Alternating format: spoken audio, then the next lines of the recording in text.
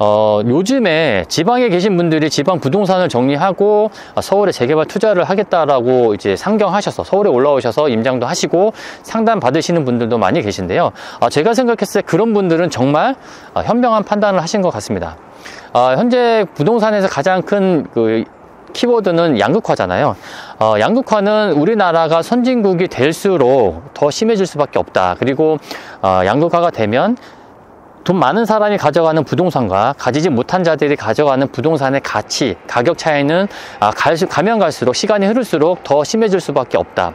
현재도 보시면 비싼 아파트가 더 많이 올라가고요. 자본이 많지 않으신 분들이 가지고 가는 그런 부동산들은 가격 상승폭이 그렇게 크지 않습니다. 이런 상황, 이런 현상들은 시간이 흘러갈수록 우리나라가 선진국이 되면 될수록 더 심해질 수밖에 없기 때문에 재개발 투자든 재건축 투자든 어디가 됐든 어떤 부동산이든 중심지에 사람들이 부자들이 원하는 지역에 투자를 해야 내가 부자들을 따라갈 수 있지, 그렇지 않은 상황에서는 정말 10년 이후에 그 벌어지는 자산 격차는 오롯이 내가 아니면 내 자녀들이 가지고 갈 수밖에 없다. 그렇기 때문에 부동산 투자든 어떤 투자든 정말 열심히 공부하고 투자를 해야 된다라고 생각합니다. 집 사면 흥아리. 안녕하세요, 정원정입니다. 제가 오늘 나온 곳은 마포역인데요. 마포역 일대에서 진행되고 있는 재개발은 마포 역세권 시프트 재개발 사업이 진행 중에 있죠. 마포 역세권 시프트가 추진 중인 그 지역은 저희가 한 1년 반 전에 추천드렸던 지역인데요. 그동안 어떤 변화가 있었고 현재는 어떻게 진행되고 있는지 한번 임장하면서 간단하게 말씀드리도록 하겠습니다. 마포 역세권 시프트 추진하는 구역은 우선 저희가 1년 반 정도 전에 추천을 드렸었죠. 그때만 하더라도 역세권 시프트라는 재개발 유형이 상당히 생소했었습니다. 그렇지만 현재는 역세권에서 진행되는 재개발만 하더라도 역세권 시프트가 있고 역세권 활성화가 있고 여러 가지 종류의 재개발 유형들이 있잖아요. 그렇지만 여기 물건을 추천드릴 때만 하더라도 역세권 시프트가 뭐야? 라고 했었던 그런 시기였거든요. 마포역은 우선 역세권 시프트로 했을 때 가장 좋은 점은 용적률을 최대 700%까지 받을 수 있는 그런 지역입니다. 그렇지만 현재 계획하고 있는 용적률은 한 500% 정도 해서 지금 진행을 하고 있고요. 세대수는 전체 세대수 한 1300에서 1400세대 정도 예상을 합니다. 근데 이제 전체 규모는 그렇게 크지 않지만 현재 소유자 수가 한 300명 조금 넘습니다. 그렇기 때문에 현재 소유자 대비해서 늘어나는 세대수가 거의 한 2배 반. 그리고 이제 중요한 거는 역세권 시프트는 임대주택, 장기 전세주택의 비율이 좀 높잖아요. 그렇지만 장기 전세주택을 제외하더라도 일반 분양분하고 조합원 분양하고 일반 분양분이 거의 현재 소유자 대비해서도 2배가 넘기 때문에 사업성이 상당히 좋은 재개발 추진 구역이다, 이렇게 보시면 될 것 같아요. 그리고 여기에 가장 좋은 점은 우선 역세권 시프트가 진행되기 때문에 역에서 걸어서 5분 이내에 다 도달할 수 있는 그런 지역이고, 또 하나는 한강뷰가 가능합니다. 그래서 대로변에 보면 높은 건물들이 있죠. 그렇지만 그 건물들은 대부분 한 20층 정도의 높이고요. 이 안쪽에 아파트가 예를 들어서 30층, 35층 간다 했을 때 이 안쪽에 약간 구릉지기 때문에 지대가 높아요. 그래서 여기 아파트에서 20층 정도 이상만 올라가더라도 한강뷰가 가능하다. 그리고 조합원 분들에게는 한강뷰가 보이는 아파트를 우선 배정할 수 있기 때문에 조합원이 되는 게 우선 중요한 것 같아요. 조합원이 되면 한강뷰가 보이는 아파트를 가져갈 수 있다는 점, 그리고 어떤 재개발 유형보다도 추가 분담금이 적을 수밖에 없다라고 보시면 될 것 같고요. 특히 이제 여기가 좋은 거는 또 하나, 주변에 개발 호재죠.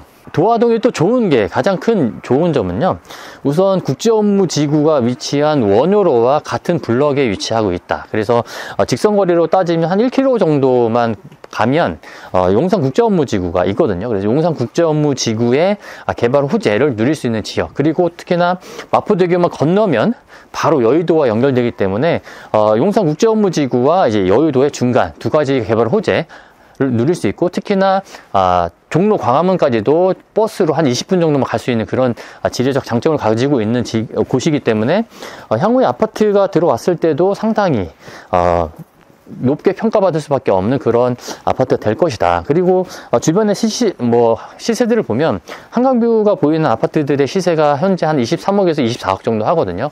그게 이제 뭐 지어진 지 한 10년 정도 된 아파트의 가격이기 때문에 신축 아파트가 들어왔을 때 한강뷰가 보이는 그런 아파트의 시세를 예상하면 적어도 30억 이상은 무난하게 갈 수 있지 않을까. 근데 그런 30억 이상의 아파트를 가져가는데도 추가 분담금이 그렇게 많지가 않다라는 점 때문에 많은 투자자분들이 선호했었던 지역입니다. 정말 투자를 하고 싶은데 투자할 물건이 별로 없어서 투자를 못했던 지역이다. 이 안에 있는 부동산의 종류, 단독주택이냐 다세대 주택이냐 이런 것들을 파악해 보면 정말 사업성이 좋을 수밖에 없다라고 하는 게 단독주택의 비율이 무려 90%가 넘습니다. 그리고 다세대 주택의 비율이 10%가 채 안 되거든요. 그렇기 때문에 사업성이 좋을 수밖에 없다. 그런데 역세권 시프트를 진행하고 있기 때문에 용적률까지 뭐 500% 이상 받을 수 있는 그런 지역이라서 사업성이 너무 좋다. 그래서 주변에 뭐 어떤 역세권 시프트보다도 마포 도화동에서 진행되고 있는 마포 역세권 시프트 재개발 사업은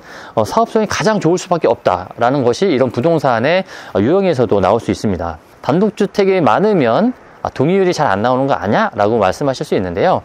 여기 단독주택의 전체 단독주택 한 채의 평균 면적이 한 25평 정도밖에 안 됩니다. 근데 일반적으로 재개발을 진행하는 구역들의 단독주택 면적이 평균적으로 한 35평 전후 되거든요. 그렇지만 여기는 25평밖에 안 되기 때문에 단독주택이지만 정말 작은 도로도 이제 차가 다니지 못하는 그런 도로들로 연결된 그런 단독주택이 많기 때문에 해당 부동산을 가지고 계신 분들도 정말 간절하게 재개발을 원하고 있다. 그리고 나이가 많으신 분들이 또 많이 가지고 계시거든요. 그래서 입지가 좋다 보니까 과거부터 지금까지도 재개발이 뭐 지속적으로 진행되어 왔던 그런 지역들이라 이제 좀 지치신 것 같아요. 뭐든 빨리 했으면 좋겠다. 내가 자식들에게 좋은 아파트 한 채라도 물려주고 가면 좋겠다라고 생각하시는 분들도 상당히 있다 보니까 동의율도 현재는 50%가 넘어갔고요. 신축 빌라들이 조금 들어온 부분들이 있기 때문에 신축 빌라까지 포함하면 조합 설립 동의율까지도 어느 정도 충족이 되어 있는 상태입니다. 그래서 저희가 도화동을